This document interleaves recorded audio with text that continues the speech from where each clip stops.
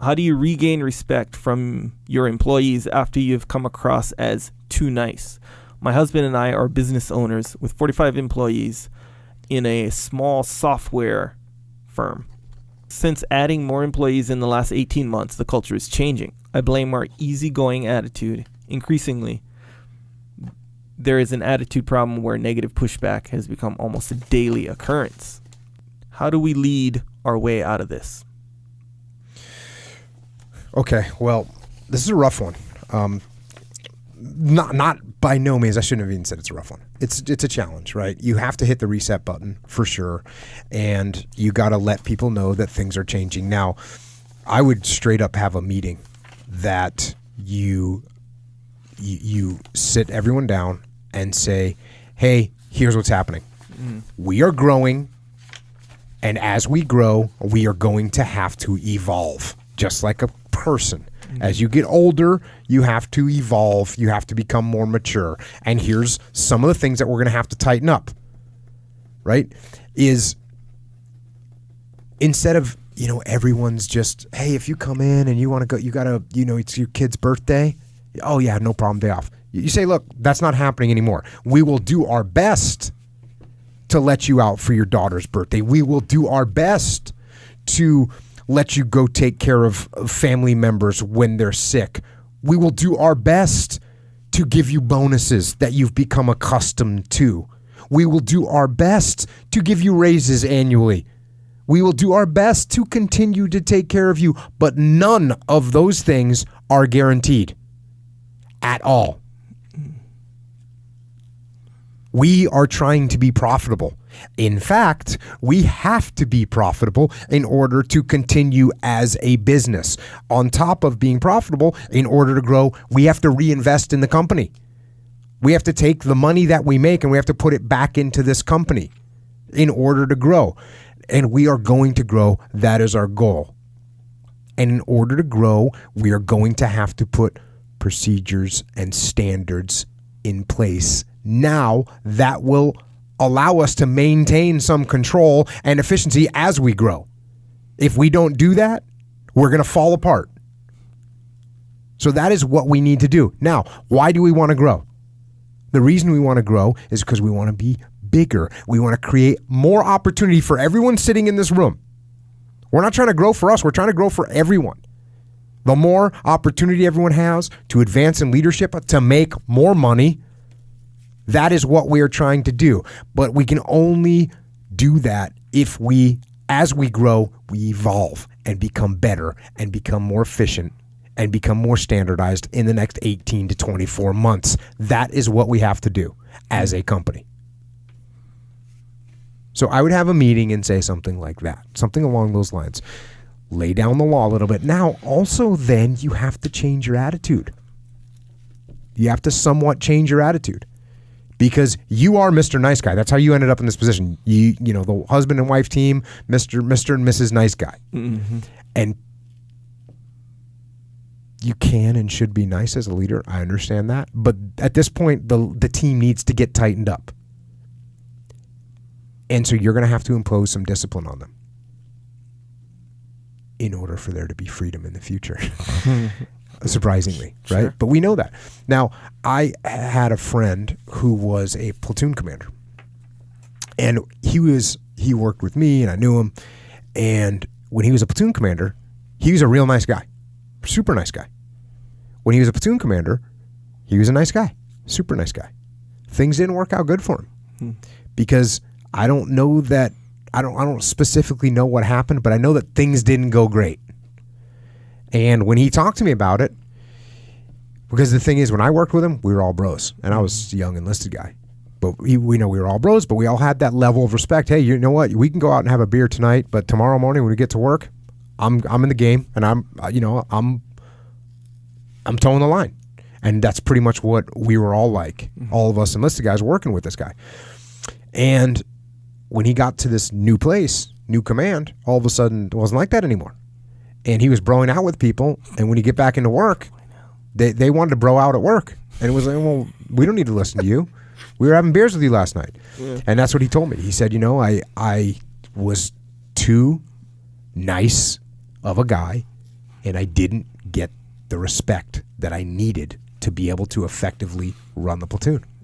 And it was not good.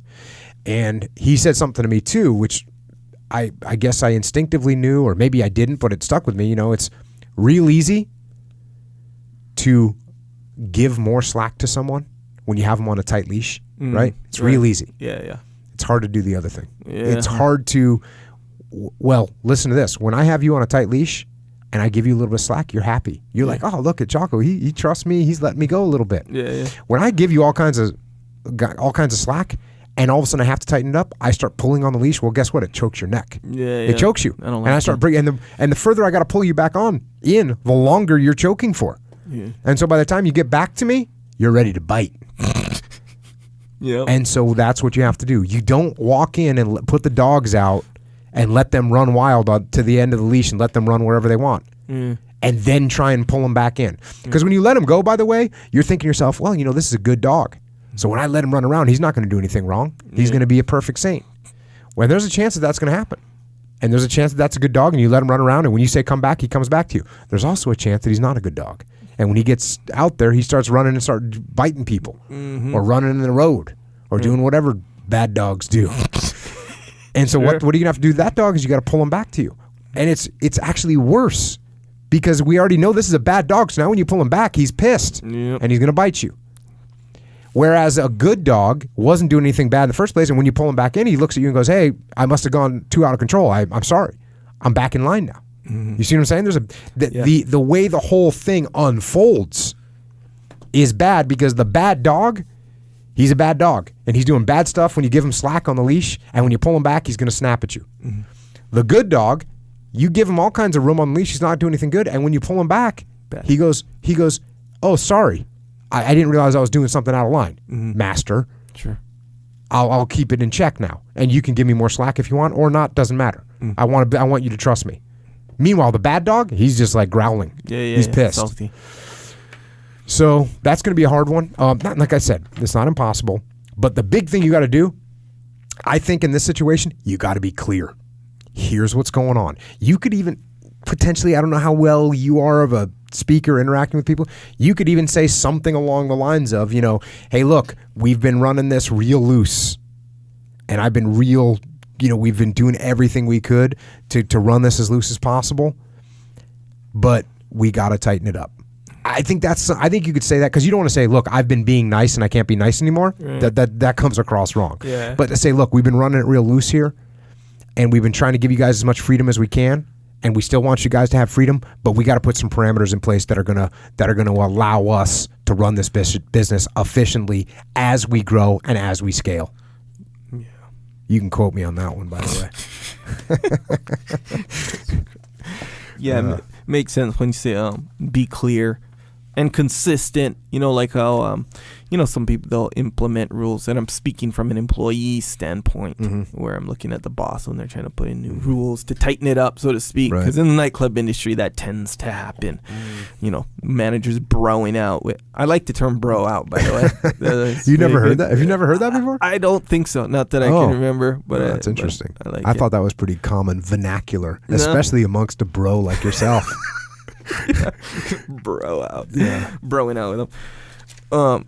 Yeah, and the nightclub managers tend to bro out with people, or, bro out with girls, or whatever, the waitresses, whatever. I don't know if you can bro out with girls. Yeah, I know. That's why I had to go over there, it. Didn't you? There's probably a different word for it, Check. or group of words, whatever. But nonetheless, that tends to happen. So sometimes same situation. You get nightclubs in disarray as a business, then they got to tighten it up and apply more rules, and now you got to, whatever with the clock-ins, it's like just little rules. And look at you, negative attitude. No, all these rules. All these damn rules, yeah. Bro, I'm a late person, so the whole clock-in thing. Anyway, long story, but it's kind of an anti-echo scenario. So when the manager would implement the rules, but they don't follow the rules, it's, they just won't take, and people get more mad. But when you see there was this man, and he died too, unfortunately, Joel, he was our boss for a while, and he he had to kind of do that, like implement new rules. But this was a guy, he would bro out with you, but like it was weird. He did this weird kind of balance where he would break some rules, but then he'd follow rules. But the rules that he broke, he wouldn't care if you broke them, kind of thing. These are all small, teeny tiny rules, by the way. But he was a real consistent person, you know, where if he wanted something done, we were all doing it, including him, you know. And I remember thinking, man, I really like this guy in that way as well, where he's telling us to do stuff, but he won't because there's other managers, oh man, I can go into it, man. Where there's other managers and they were straight up like, I'm the manager here at this nightclub and everyone worships me. And it's a weird dynamic in nightclubs. Anyway, and they wouldn't follow the rules at all, you know, but you had to because you're the employee, you know, kind of thing. But yeah, when you're a manager, and again, from employee standpoint, and I see my boss following the new rules consistently. Yeah. It's so much easier to sign on. It's kind of like, okay, that's what we're doing. I dig it. And yeah, if you combine it with like what you said, being clear. Oh, I'm down. I'm down for the change. I get it, man. Yeah. I get it. Yeah.